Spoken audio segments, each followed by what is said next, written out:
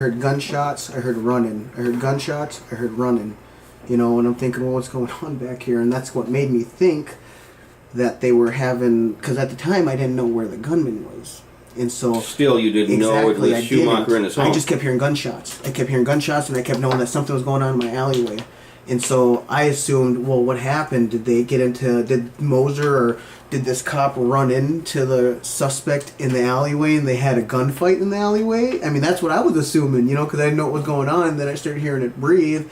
So that's why I went downstairs and I didn't know what was going on. I seriously thought that it was a suspect, not a cop. I see. Because in the Stubeck report, you know, it's the person she became known to her as being Jason, and then her not knowing it's Jason. And did you know that the name of that heavy equipment that the police were using, the armored equipment, did you know personally what the nickname for that was?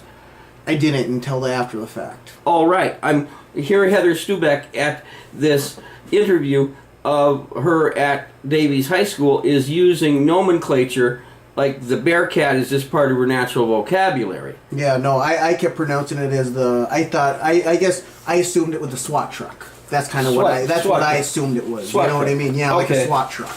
Okay, we might as well just, okay, captured alley video. Okay, Special Agent, and this is what you got too. You might as well just go through this. Special Agent SA received a PNY micro SD card for examination. The owner is you, Mr. Peltier. Resided at 904. The SD card is part of a security camera system that you, Mr. Peltier, had attached to your garage facing the alley where Officer Jason Moser had been shot. The camera faced in a north and slightly west direction. Special Agent blank extracted the video surveillance from the SD card and forwarded that information to SA. So you didn't actually meet these people because the sheriff's people have got this in custody and they give it to the Special Agent of the BCI. Correct? Correct. Okay. Data acquisition, page 2 of 5. SA created a forensic image, a whole bunch of redactions, 2 sentences. 3, the videos reviewed had proprietary encrypted audio and were not able to be heard during the review. However, the videos were not encrypted. 4, after examining the exported videos, Special Agent blank contacted you, Mr. Peltier, Josh Peltier. Let Special Agent use the surveillance camera unit now. Is this like the next day the Special Agent comes for your whole camera? How'd this go? I dropped it off, and then they dropped it back off to me. I think maybe a day or two later, and then I remember the same day they dropped it off. I remember asking them, did they get the audio? And then he asked me, "There's audio on there?" And I said, "Yeah, there's audio on there." And he said, "Well, we might have to borrow it again because remember I don't know what was going on, but they said that for some reason my SD card wasn't letting them play any of it unless they were playing it off my DVR that went to my camera. So they had to take the whole, very good, the whole thing or whatever." Good. Okay, still back and forth. Let them use the surveillance camera unit. Special Agent made a forensic copy. That's the SA used the forensic copy of the surveillance camera unit. Blank, blank, blank. The North Dakota Bureau of Criminal Investigation allowed Special Agent blank, blank of videos of interest. These videos of interest were archived to disk and forward to Special Agent blah. Results. Special Agent blank exported 357 videos from the SD card. Special Agent Shaw reviewed the contents of these videos for evidentiary value. Shaw located 2 videos of interest. The first video was titled blah blah blah blah blah blah .asf. The video showed a creation date of February 10th, 2016 at 9:37 p.m. According to Josh Peltier, the time of the surveillance system was 37 minutes ahead of actual time. If this was correct, the video would have been created at 9 p.m. When did you become aware? Was this camera always 37 minutes off? No, it's not. I think the only reason it might go off is because the only time that it actually tells is military time. While you're looking at the camera, it only tells like military time. Yeah, yes, for instance, if I'm watching the live camera right now, and let's say if it's whatever, it'll say 1836 or something like that. And then once you go back, then it finally says 1 to 2 o'clock, 2 to 3 o'clock. But yeah, the live camera actually says. And so once again, I mean, it's just one of those things where I never really paid attention to the camera, and so obviously every once in a while my kids would turn it off. I'd have to plug it back in, so that's probably how it got off a minute. And then all of a sudden they would plug it on, plug it back in, and probably get off another couple more minutes. But I remember I did look at it because I wanted to make sure, whatever, because I figured it'd probably be pretty important that 37 minutes off compared to getting a little confused or whatever. Yes. But yeah, I remember doing the math, and I don't remember exactly, but I do remember the time was off on it, and I remember informing the sheriff or whoever it was that I dropped off the SD card to. Okay, back to 2. Surveillance time was 37 minutes ahead of actual time. If this is accurate, it would have been 9 p.m. The videos exported were made into 10-minute chunks. This was the way the camera system was set up by the manufacturer. The first video of interest showed an officer believed to be Officer Jason Mosier approaching southbound on the east side of the alley behind 904 3rd Street North.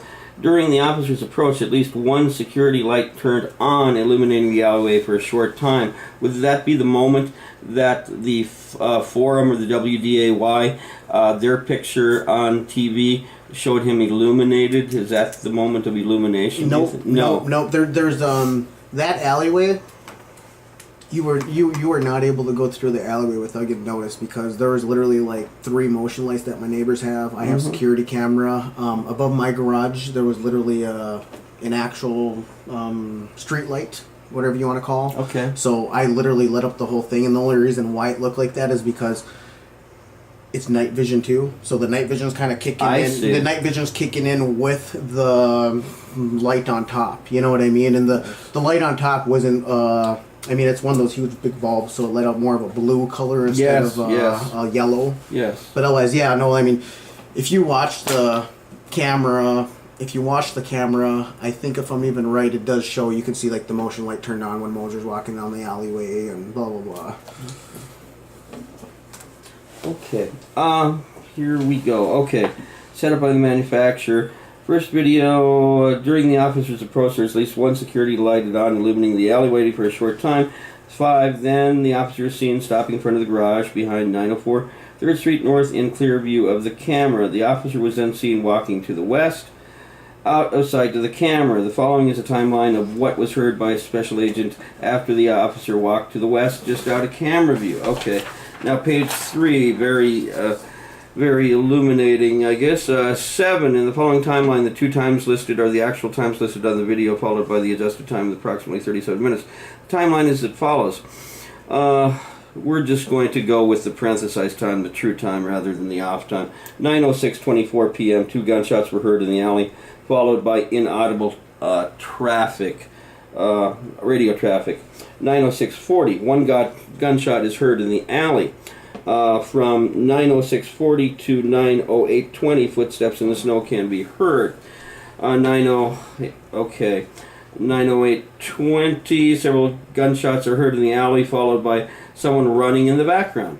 9:09:38, an officer talking on the police radio stating, "Be advised," inaudible, in the alley, inaudible.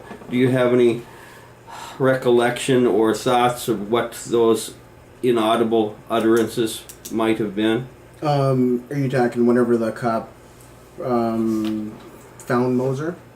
Here at 9:09, where it says an officer talking on the police radio stating, quote, "Be advised," inaudible, in the alley, inaudible.